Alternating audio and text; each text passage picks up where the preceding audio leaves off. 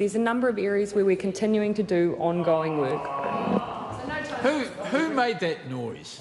How is it appropriate for you to entertain several pointless points of order from that side, and when I react to something the Prime Minister said, I'm the naughty boy in this Parliament? Do I really need to explain?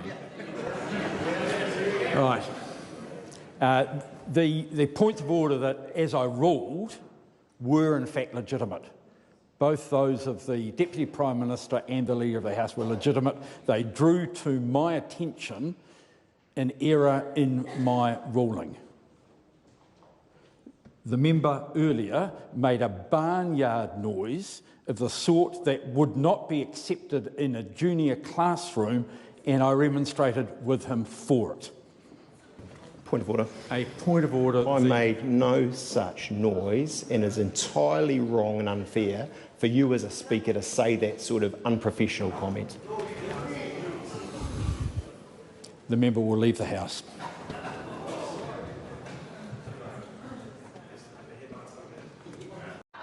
What has the government delivered? Oh, nothing. Nothing. Slushies! Calvin Davis says 193 nearly $6,000 slushy machines. Will Grant Robertson drink them all? Mr. Speaker. Numbers to them. Well done. The Honourable Mark Mitchell. Thank you, Mr. Speaker. We're in trouble, Mr. Bridges. We're in trouble. Is exactly the same as the national government legislated for 3 years in a row. While she was overseas trying to help trying to hold the social media companies. You talk to the police officers that went to the scene, and actually, if you talk to our leader, Simon Bridges, who was the Crown Prosecutor, in terms of community safety, Mr. Speaker. Thank you.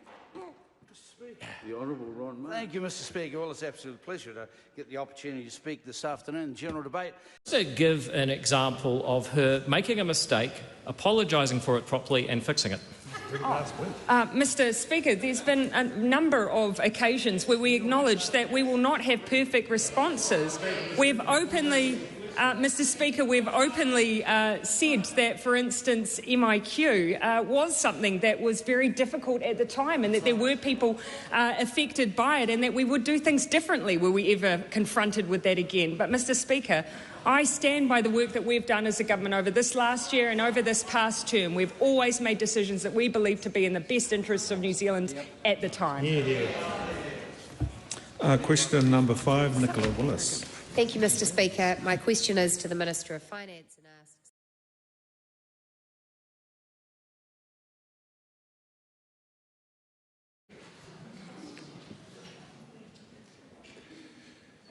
When it comes to views of Indigenous rights and Indigenous peoples, those views must be from those Indigenous peoples for the Indigenous rights of our people.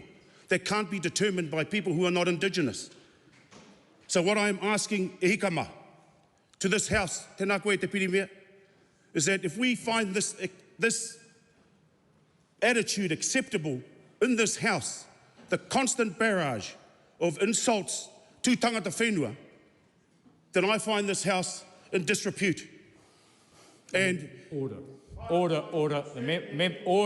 The member's mic's off, so he will resume his seat.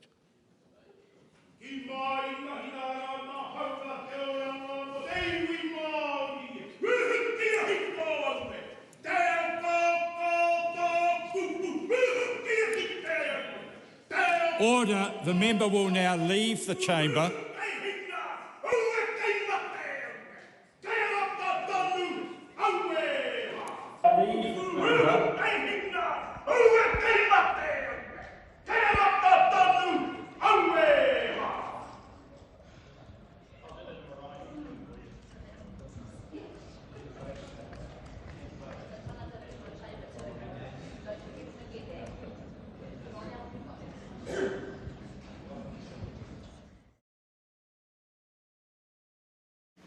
What is his government doing to keep ambitious young New Zealanders in New Zealand, given that yesterday in Australia, a new job in the mining sector was advertised every 6 minutes, while here in New Zealand, His government has banned oil and gas exploration as well as mining on conservation land.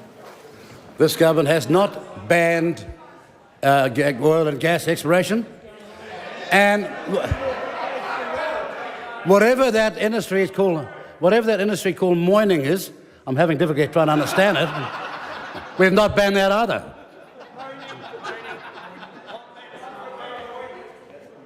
Is the reality that when New Zealand has the worst business confidence, which has a flow-on effect to investment and jobs in a decade since the global financial crisis, that all he can do is come down to this House and make jokes about it? Look, I can't win the joke stakes. I'm looking at one in terms of his ambition. But I want to tell that member that they can be as mealy-mouthed and as doomsday as they like, but they're not going to succeed in getting up the polls or getting back at the next election.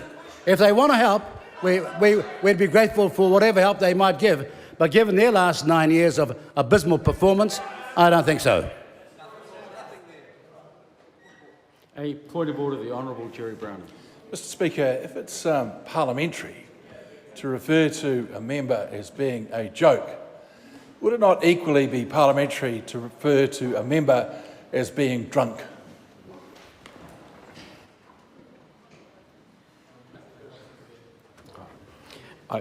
My view is that one is a matter of fact and another is a matter of opinion.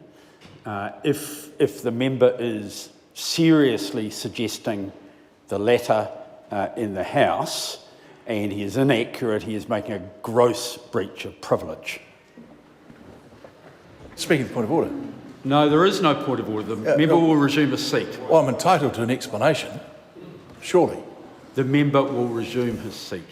Mr Speaker, I also disagree with that statement, and I also, as it happens, disagree with the member's statement on Twitter that somehow it will become illegal to call someone a Karen. That is absolutely incorrect, and I apologise. That means these laws will not protect that member from such a claim.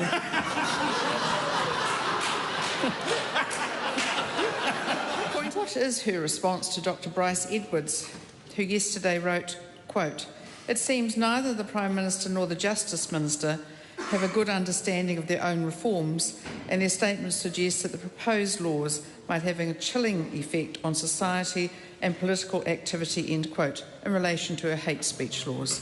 Mr Speaker, I would absolutely reject that statement. What is her response to Tova O'Brien, who wrote, quote, Jacinda Ardern... What is her response to Tova O'Brien, who wrote, quote, "Jacinda Ardern is wrong about her own hate speech law, completely and utterly wrong. Not only is the Prime Minister wrong about the basic facts of the proposal, she is wrong to shut down debate on hate speech," end quote. Mr Speaker, I also disagree with that statement, and I also, as it happens, disagree with the member's statement on Twitter that somehow it will become illegal to call someone a Karen. That is absolutely incorrect, and I apologise. That means these laws will not protect that member from such a claim.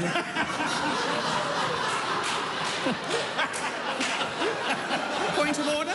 Order. Sorry, I was just actually, sorry, I really meant to say, I've decided actually not to ask that point. I've decided not to ask that point. I thought it would be cruel. Speaker. When it comes to views of Indigenous rights and Indigenous peoples, those views must be from those Indigenous peoples for the Indigenous rights of our people. They can't be determined by people who are not Indigenous. So what I am asking e hikama to this House, tēnā koe te pirimea, is that if we find this attitude acceptable in this House, the constant barrage of insults to tangata whenua, then I find this House in disrepute. And order. Order. The member's mic's off, so he will resume his seat.